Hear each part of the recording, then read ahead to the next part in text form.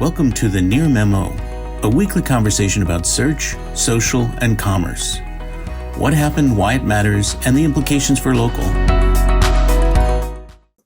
All right, so to move on to our final topic, which is a big one, and we'll undoubtedly talk about it again, Apple this week at its developer conference announced this long-awaited product that had been, the subject of much rumor and speculation over the course of the last 2-3 years, that they had a headset, a virtual reality, mixed reality headset that does augmented reality and more immersive virtual reality. It's called Vision Pro. People really love the name. That was something that many writers have called out. And so they revealed it. And it's $3,500. It's a full headset, like a ski mask that goes over your head. And it's full of it's really chock full of technology, which is driving the price apparently. And you can do a lot of things with it. Apple has made a lot of content available, its own Mac ecosystem, its own apps. And the purpose of announcing it so far ahead of its release is to get developers to build apps for it, which they need to increase, interest in it. But it's a really fascinating piece of technology. None of us have tried it, but they did allow a number of tech journalists who were there to put it on their faces for a half an hour. And all of them that I saw, and I looked at 10 articles, all of them said, this is the best virtual reality, mixed reality headset on the market, period.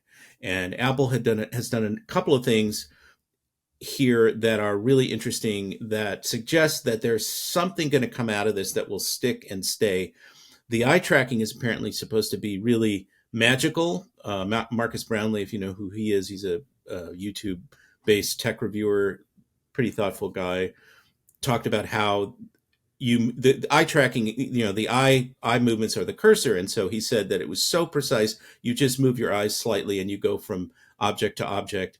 Then to select something, you use, a gesture like this, that's the click, and you can scroll using your hand. So there's no controllers like with the MetaQuest devices. And there's just some things in here that are really fascinating. So everybody loved it from a certain point of view. They talk about fatigue because it's a heavy metal and glass item, and they talk about the price. The price is just really pretty outrageous for a consumer product. But this is, of course, for Vision Pro, which suggests there'll be Vision something, Light. SE or something. Vision, yeah, I mean that's what Apple's doing. It's got a Pro line of all its products or most of its products. And then it's got a, consumer line. And that was initiated when I think Steve Jobs came back to be CEO for the second time, and they've stuck with that. So it's really an interesting product. How it's going to, go ahead. I've been shocked. Sorry to jump in. I've been shocked, like truly shocked at the reactions to the price, because I think I think, Greg, you had mentioned one of these articles said that Apple's basically breaking even on this or might be losing money on it.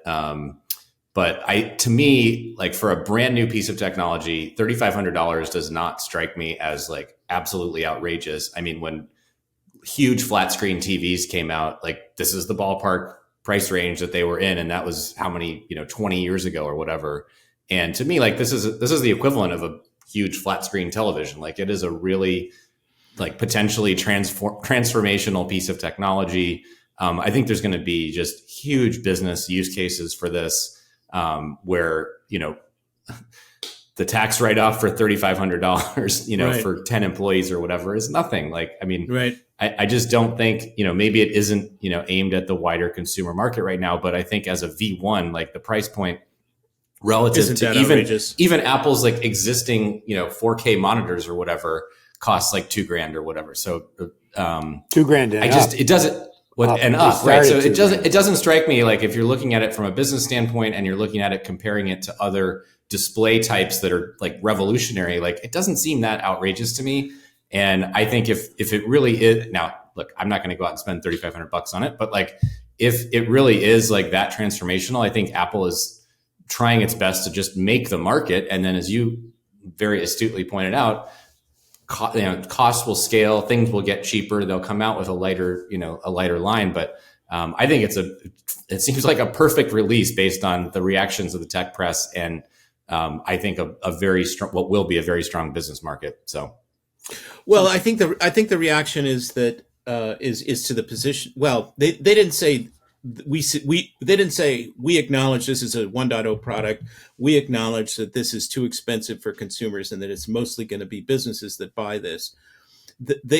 Had they kind of framed it in that context, I think many people would be having the reaction that you do, David. But I think that people sort of assumed this was going to be competitive with other VR headsets and was aimed squarely at the consumer market. And in that context, it does seem very, very expensive. And that was sort of the set of expectations going in. But in the reframe that you've just done, I totally agree that it's something that many businesses will undoubtedly buy and write off.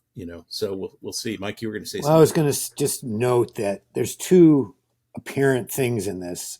I'm bullish on the product. I lived through the Apple II, the Lisa, the original Macintosh. In fact, I was an Apple dealer at the time. And when I was forced to buy $10,000 worth of Macintosh and laser writers, I saw Steve Jobs present it actually and had to sign for $10,000 worth, which in 1984 was a lot of money. It struck me that it was that ilk of development. And interestingly, my brother, who was at that presentation with me, who's a couple years older than me, is committed to buy one of these. So I'm going to wait for the Vision Air version, but he's going to buy the first one.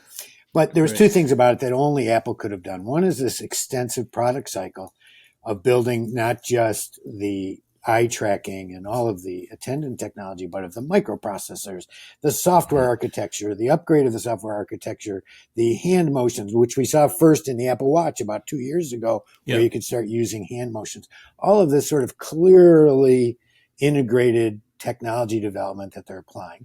And the other is the marketing. I mean, you compare this talk to Google I/O, which seemed like just a regurgitation. Bunch of kids getting together after school. Yes, and it was just striking how tight it was and how tightly they've managed the press subsequently,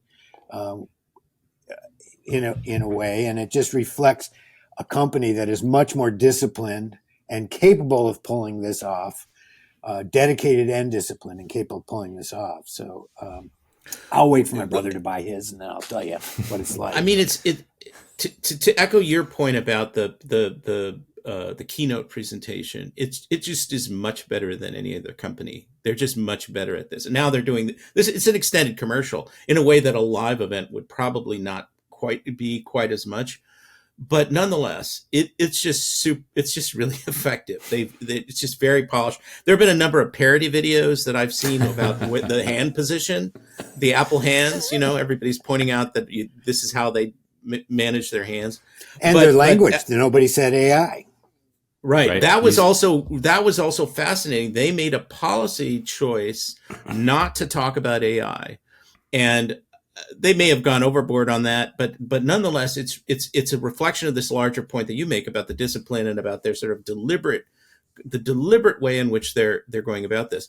Tim Cook characterized this as the most, this is a hyperbole, of course, but it's probably also true, the most advanced piece of consumer electronics, or the consumer electronics product ever assembled.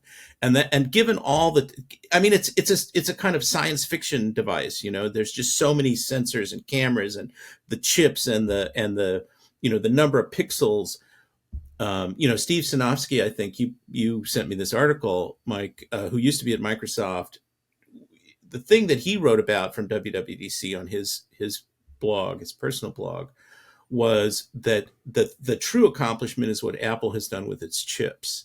That just the speed with which they've developed them and their independence from Intel is kind of an amazing thing. And he talked about sort of the discipline and the coordination that you need to do this, and that's also reflected in all of these things that we're saying. So it's really fascinating, and I feel that there is something to this idea that this is the next computing platform, spatial computing, which is also really interesting that they're not calling this. I mean, Tim Cook used the language of augmented reality, but they're not calling this a VR headset or an augmented reality headset. Really, they're calling it spatial computing, which implies a much broader ambition than just, gaming or other sort of more limited use. My favorite parody was the comparison to the metaverse launch, where you had this sort of amazing like multi-screen hand gesture visual, and then you had the like cartoon Mark Zuckerberg in a field with these fake trees behind. It was just like to me that was the most jarring. You guys were comparing it to Google I/O, but I think like comparing this to the child's play Facebook releases of the last couple of years is just pretty shocking. And look at the disadvantages that Facebook face, not just on OS but chips and the integration of the OS and the chips and the environment. I mean, puts them at tremendous disadvantage in this battle. One thing I thought about spatial computing is that lends itself to an automobile or any cockpit situation. Yep. It's a much broader idea. A much broader idea than just this. And so whether this succeeds or not, right. It's whether spatial computing I think succeeds. I know we got to wrap up in a minute here, but I think that's a really important point, is that the innovations that are showcased in this device will show up in other ways in the future. So there may, this device may not succeed, or it may have limited success, but Apple's going to take some of these things that it's done and put them elsewhere. It's like the analogy I thought it was like how there were a bunch of offshoots from the space program in the 60s and 70s. There were a lot of sort of things that came out of that. The only thing I can remember right now is Tang, Mylar, which I don't even know if it's sold anymore. But there were a whole bunch of consumer products and things that are now used in industry that came off of this. And I think it's analogous here. We'll see those secondary uses, whether it's cars or other devices or whatever. And it's pretty interesting. It feels like something new is here. Although it's interesting too. I mean, given my brother, who is going to buy one, is committed to buying one, it shows you they don't need GoFundMe to seed this whole cycle needed to kick off the new technology. They have enough. I'm pretty devoted Apple fan, but not quite that devoted. And as a note, I do own stock, and I sold some at its peak 3 hours before the talk, thinking I might as well take a little money off the table. But right, for full, you could use that to buy the headset. I could, but I'm not your gains. I could use that to buy the headset for my brother. I'm not going to do that either. So just saying. But they've created their own. They have successfully, apparently, created this flywheel needed to kick off a new platform, whatever that ends up looking like, which is pretty amazing. All right. On that note, we will be back next week. And if you're new, please tune in. Or if you're a loyal listener, please tune in. Tell your friends. And thanks for being with us.